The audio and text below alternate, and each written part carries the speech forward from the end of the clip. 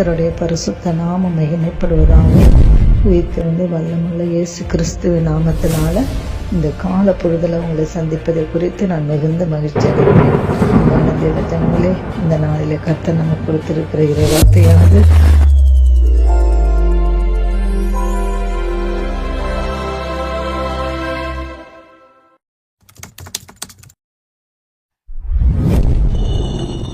யோவானுக்கு எழுதின சுவிசேஷ புஸ்தகம் 10ஆம் அதிகாரம் 28வது வசனத்தை நம்ம வாசித்து தியானிக்கலாம்.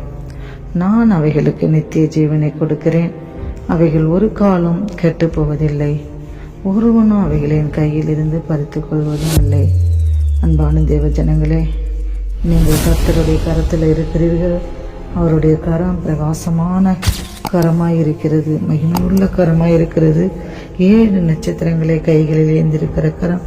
அவருடைய பலமுள்ள வல்லமுள்ள கரத்திலிருந்து உங்களை யாரும் பறித்து விட முடியாது. தேவ ஜனங்களே, கர்த்தர் அன்போடு கூட சொல்லுகிறார், நான் உங்களுக்காக ஜீவனை கொடுத்திருக்கிறேன், உங்களை என் உள்ளங்கையில் வரைந்திருக்கிறேன், உங்களுக்காக நான் ரத்தம் சிந்திருக்கிறேன், உங்களை என் கையில் இருந்து யாரும் பறித்து கொள்ள முடியும் என்று கேட்கிறார்.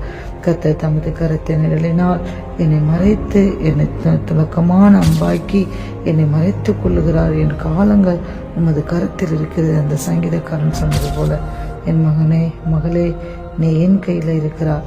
சாத்தான் எவ்வளவுதான் போராடினாலும், தீய மனுஷர் எவ்வளவுதான் உனக்கு விரோதமாக எதிரிட்டு வந்தாலும், என் கையில் இருந்து உங்களை யாரும் பறித்து கொள்ள முடியாது என்று கர்த்தர் இந்த நாளில் சொல்லுகிறார்.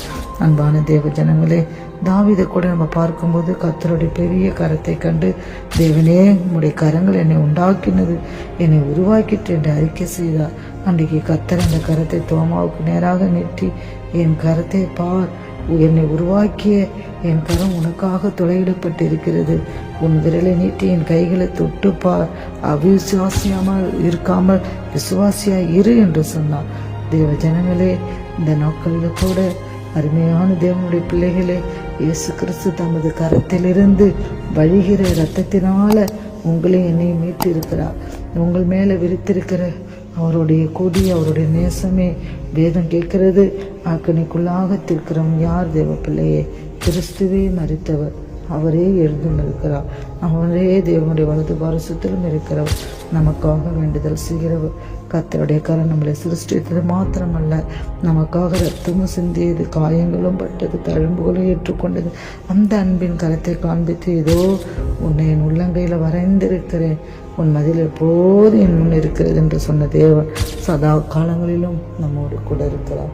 தேவ பிள்ளைகளே, அவர் சொன்ன வசனத்தின்படியா நான் அவைகளுக்கு நித்திய ஜீவனை கொடுக்கிறேன், அவைகள் ஒரு காலம் கெட்டு போவதில்லை, ஒருவனும் அவைகளை என் கையிலிருந்து பறித்து கொள்வதும் இல்லை. தேவ ஜனங்களே, இந்த நாளிலே கூட கர்த்தர் அன்போடு கூட சொல்லுகிறார், நான் உங்களுக்காக ஜீவனை கொடுத்திருக்கிறேன், அது என் கையிலிருந்து யாரும் பறித்து கொள்ள முடியாது. நிச்சயமாகவே பிள்ளைகளே, விசுவாசத்தோடு இருப்போம். கர்த்தர் நம்மளை உள்ளங்கையில் வரைந்திருக்கிற தேவனை நோக்கி பார்ப்போம். அவர் நிச்சயமாக நமக்கு ஆறுதல் படுத்துவார். அதை கேட்டுப்போமா? கர்த்தாவே, இந்த காலவெளியில் கூட இந்த வசனத்தை கேட்குற ஒவ்வொரு பிள்ளைகளுடைய வாழ்க்கையிலும் நீங்கள் கூட இருங்க, அற்புதம் செய்யுங்க, ஆசீர்வதிங்க.